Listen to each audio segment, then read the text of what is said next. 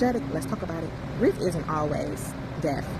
Have you ever felt like you lost everything but no one died? Like you're grieving something that no one else understands? The friendship that fell apart, the version of you that had to disappear, or the family connection that never healed. If that hit something inside you, stay with me, because today we're going to talk about a kind of grief that doesn't get enough space. Naming the unseen grief. Understand that grief isn't about losing a loved one. Sometimes it's about losing an illusion. The story you told yourself about who would be there for you, who you could count on, or what life was supposed to look like. You might be grieving a friendship that turned distant after you started speaking with your truth, a parent's love that never arrived the way you needed it to, or a version of yourself that could once ignore the red flags, but now it refuses to. And here's what I've learned. Familiar pain can be comforting, even when it's toxic. That's why letting go of it feels like death. It's not just what you lost, it's who you were when you held it. Now, the courage to sit with the pain is a different story. Why? Because the world tells us to get over it, move on, or be strong. But strength isn't pretending you're okay. It's allowing yourself to feel. There's courage in crying. There's leadership in pausing. There's power in saying, this hurts, but I'm still here. So many of us grow up believing that emotions made us weak, but I want you to hear this today. Feeling is not failure. It's freedom.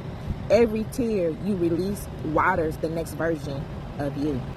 So the disillusionment phase. At some point in your journey, you realize that the people you helped weren't truly allies.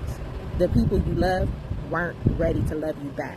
And the spaces you used to fit in are too small for your soul now. That's disillusionment.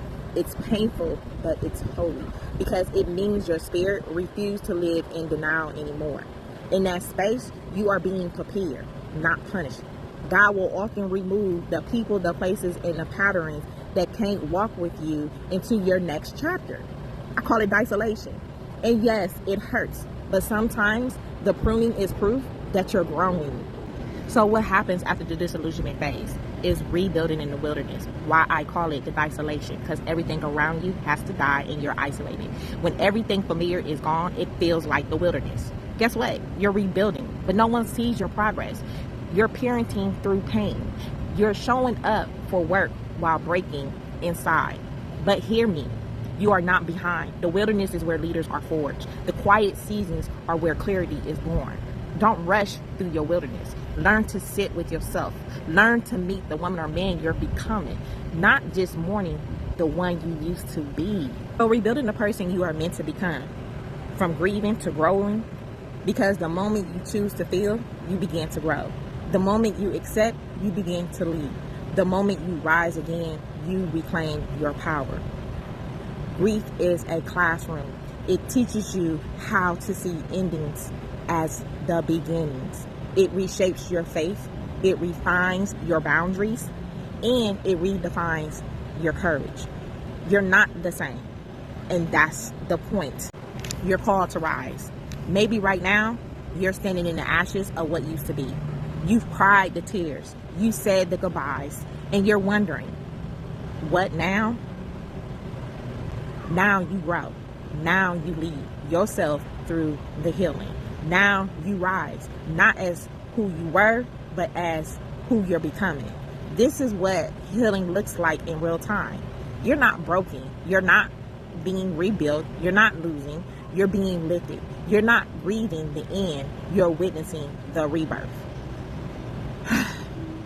So take a deep breath. You made it this far, and that means there's more ahead. You have the courage to grow, lead, and rise. Do me a favor. If this message spoke to your spirit, share it with someone who's in their own season of silent grief. Let them know they're not alone. And if you're ready to walk in healing and leadership, join me on this journey. Subscribe, let's stay connected, and together we're building the courage to grow, lead, and rise. Love you.